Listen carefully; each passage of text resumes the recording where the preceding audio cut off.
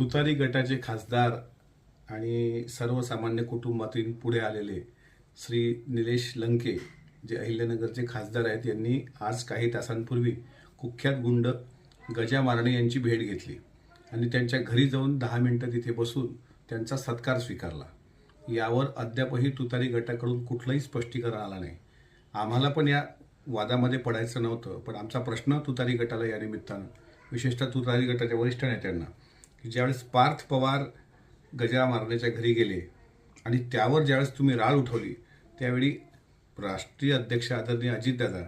यांनी स्पष्टपणे कबुली दिली होती की जी चूक आहे ती चूक आहे, यापुढे ही चूक होणार नाही, अशी कबुली तुम्ही देणार आहात का? दुसरं, लंके साहेबांचं तिथं जाण्यामागचं कारण असू शकतं की ज्यांनी ज्यांनी लोकसभेमध्ये आपल्याला मदत केली, साधारणपणे उमेदवार निवडून आल्यानंतर त्या लोकांच्या भेटीगाठी घेत असतात आणि आभार मानतात। कदाचित आभार मानायला ते गेले असावेत,